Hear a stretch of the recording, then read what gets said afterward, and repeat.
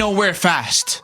He was going to get $40 million regardless of where he went. Sure, he's so frustrated right now with the lack of offensive production. What are you doing? He asked for a trade. He got the $40 million. He would have not gotten it from anyone. This is the Mike Trout of football. You chose to be there. You knew that you didn't have a quarterback. You knew that this was an historically dysfunctional franchise, but you had been there. You are in the building every day. You know how this story is going to end, and you chose to be there. Thus, following yesterday's game in which the Cleveland Browns lost, the offense appeared incompetent once again. Myles Garrett was clearly irritated while watching. He didn't hold back when he was questioned about it following the game. It doesn't get any easier. Each week you ask me, so. How do you feel about your performance now?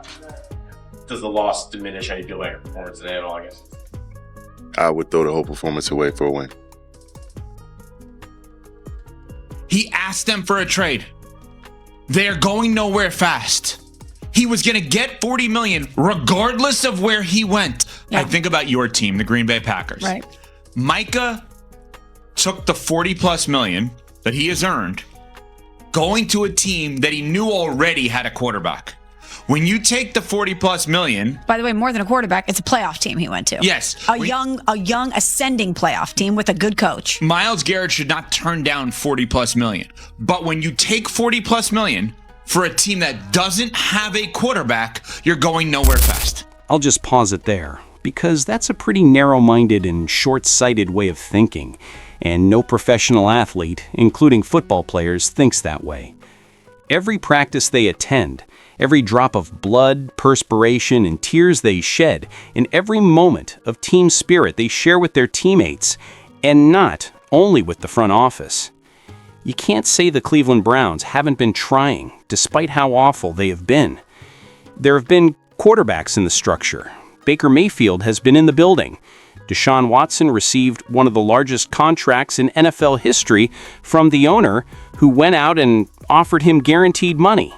Therefore, it's not as though Myles Garrett didn't trust the organization to do everything in their power to build a successful football squad. You look at that Cleveland Browns roster. Outside of Myles Garrett, are there any forever players on that team? Why would you want to be a forever player? No, I'm just Graham, the defensive lineman? Well, we don't know what he is or anything. He's a solid player right now. The answer is no. We don't know if he's a forever player. The answer is no. Look, there's only one guy that you can point to that you say, yeah, that guy is going to be in the Ring of Honor when his career is over. That number is going to be retired. Yeah.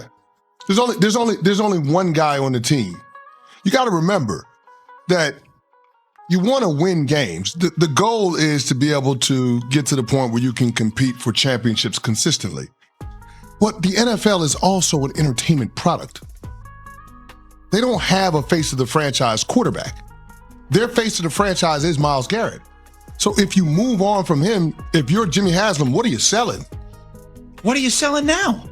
What? At least you can sell number 95. Hey, he went out there and set a franchise sack record for a single game. He was unreal. He was unbelievable. Mike Vrabel was gushing about the guy post-game, saying he's glad he only has to play him once and not twice.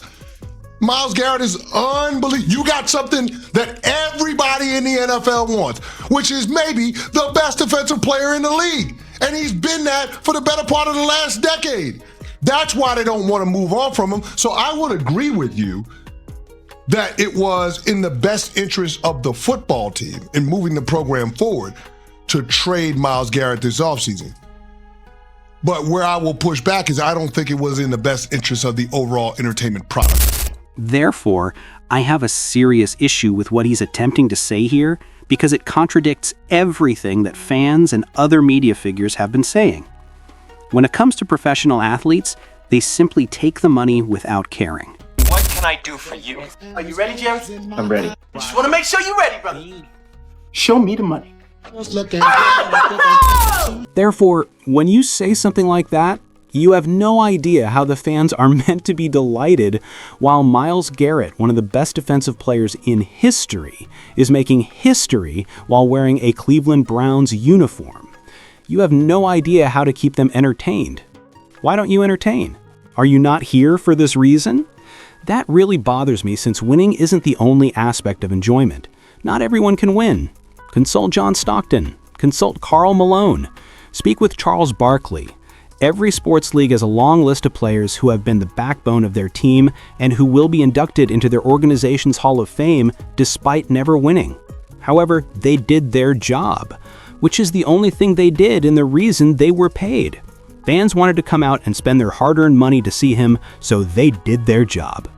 Myles Garrett is competitive. You signed up for this, buddy. Yeah, it was a very lucrative contract for you, a very lucrative deal that you made with this organization, but you had been there. You are in the building every day. You know how this story is going to end, and you chose to be there. And since this is what the fans desire, I don't think it's fair for anyone to criticize them for it. They claim that this is what they desire. They seek a player who is invested. They are looking for a player who is more than just there to make money. Many of your supporters will watch college on Saturdays instead of professional sports because they don't like that these athletes are compensated. They don't want to watch professional sports, though. Points, the number one for me is that Trout doesn't complain that the Angels don't win. He knows what time it is. Yeah, Myles is unbelievable. I got more respect for Myles Garrett, though. I appreciate that he is complaining that they don't win because he is. You signed up for that. It's like complaining that your spouse is cheating on you when they cheated on you before you got engaged.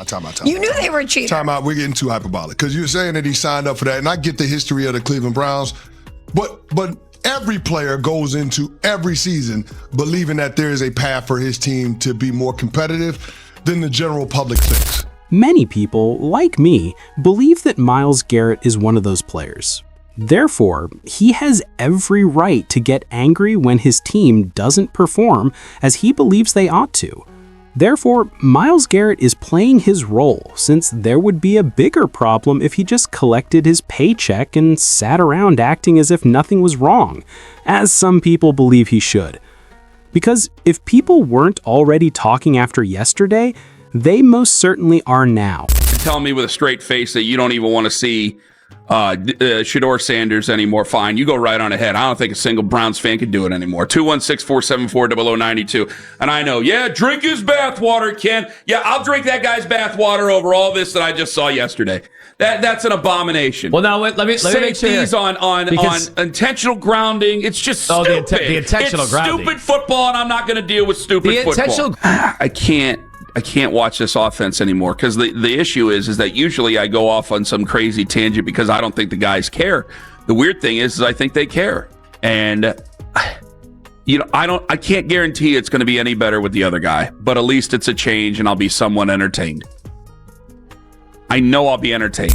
Therefore, it is necessary to make some changes after Myles Garrett expressed his frustration and a hint of emotion on the sidelines. Both the players and the supporters witnessed it. Therefore, if the players aren't giving up yet and still want to fight, the Cleveland Browns and Kevin Stefanski can't keep producing the same product. Players are still motivated to succeed. There must be some sacrifice. However, these are my opinions. In any case, like we always do, please feel free to comment below. Additionally, please go ahead and hit the like button for me once if you haven't already. Thank you so much for it. Peace and anarchy as usual.